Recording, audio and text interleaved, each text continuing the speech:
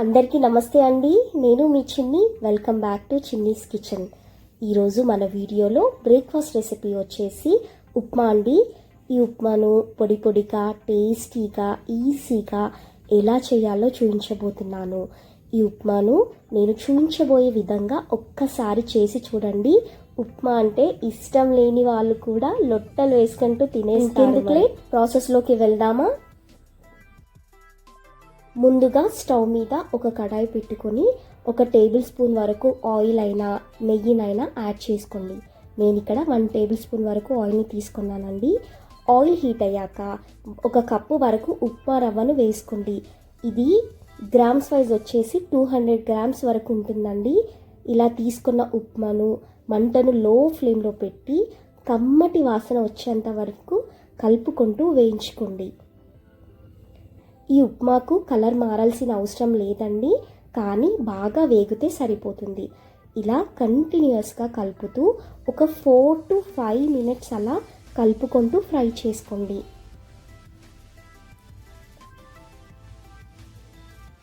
మనకి ఇలా ఉప్మాను దగ్గర నుండి చూస్తే అర్థమవుతుందండి రవ్వ అనేది ఫ్రై అయిందో లేదో అని చెప్పేసి. ఇలా చక్కగా వేగిన రవ్వను ఒక ప్లేట్లోకి ట్రాన్స్ఫర్ చేసుకుందాం. రవ్వ అనేది కలర్ మారేలాగా ఫ్రై చేస్తే ఉప్మా కలర్ కూడా చేంజ్ అవుతుందని గుర్తుంచుకోండి. మళ్ళీ అదే కడాయిలో ఒక 2 టేబుల్ స్పూన్స్ వరకు ఆయిల్ని వేసుకోండి. ఆయిల్ హీట్ అయ్యాక ఒక 2 టేబుల్ స్పూన్స్ వరకు పల్లీలను వేసి వేయించండి. ఈ పల్లీలు కొంచెం వేగాక ఒక 8 నుండి 10 వరకు జీడిపప్పు పలుకులను తీసుకొని వేయించండి. మీరు కావాలంటే ఈ పల్లీలను, జీడిపప్పు పలుకులను స్కిప్ చేసుకోండి, కానీ ఇది వేయడం వలన ఉప్మాకి చాలా టేస్ట్ వస్తుందండి. ఇప్పుడు వీటిని ఒక గిన్నెలోకి పక్కకు తీసి పెట్టుకుందాం. ఇప్పుడు అదే నూనెలో 1 టేబుల్ స్పూన్ వరకు ఆవాలు జీలకర్రను, 1 టేబుల్ స్పూన్ వరకు మినపప్పును, 1 టేబుల్ స్పూన్ వరకు పచ్చి శనగపప్పును వేసి దోరగా వేయించండి. ఇవి కాస్త ఫ్రై అయ్యాక అందులోకి సన్నగా తరిగిన 1/2 టేబుల్ స్పూన్ వరకు అల్లం ముక్కలను, అందులోనే ఒక 4 నుండి 5 వరకు పచ్చిమిర్చిలను కూడా వేసి వేయించుకోండి. ఇప్పుడు ఇందులోనే ఒక 2 రెబ్బల వరకు కరివేపాకును కూడా వేసి బాగా ఫ్రై చేసుకోండి. ఈ కరివేపాకు వేగాక ఇందులోనే సన్నగా తరిగిన ఉల్లిపాయ ముక్కలను కూడా వేసి ఫ్రై చేసుకోండి. ఒక 2 నిమిషాల పాటు అలా కలుపుతూ ఫ్రై చేసుకుంటే ఈ ఉల్లిపాయ కూడా కాస్త సాఫ్ట్ అవుతుందండి. ఇప్పుడు ఇందులోనే ఒక మీడియం సైజ్ సన్నగా తరిగిన టొమాటో ముక్కలను వేసి వేయించుకోండి. ఈ టొమాటోలు కూడా ఒక 2 నిమిషాల పాటు ఫ్రై చేస్తే సాఫ్ట్ అవుతుందండి. ఇప్పుడు ఇదే టైంలో ఒక 1/2 కప్పు వరకు సన్నగా తరిగిన క్యారెట్ ముక్కలను తీసుకోండి.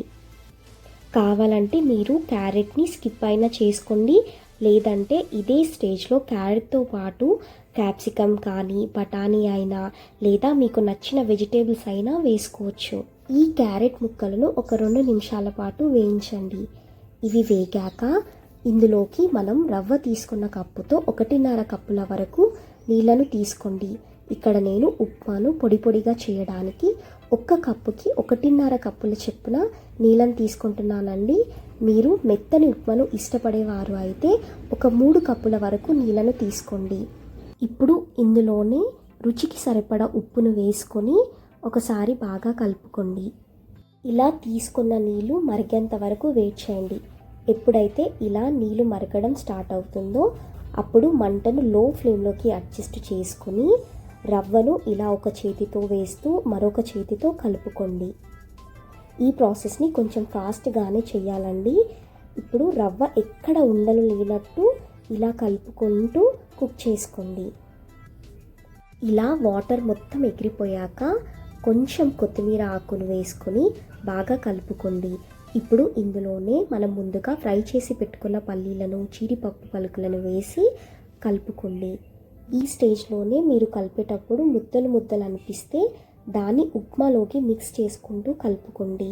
ఇప్పుడు మంటను లో ఫ్లేమ్లోకి పెట్టుకొని మూతను కవర్ చేసి ఒక 5 to 6 మినిట్స్ కుక్ చేసుకోండి.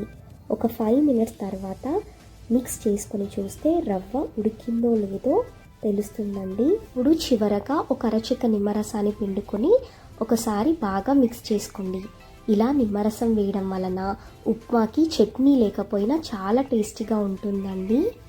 అంతే అండి, సింపుల్ కమ్మటి ఉప్మా రెడీ. ఇప్పుడు దీన్ని వేడివేడిగా సర్వ్ చేసుకొని ఎంజాయ్ చేయడమే. ఈ మెథడ్లో ఒకసారి మీరు ట్రై చేసి చూడండి. చల్లారిన కూడా టేస్ట్ అండ్ టెక్స్చర్ అనేది అస్సలు చేంజ్ అవ్వదండి.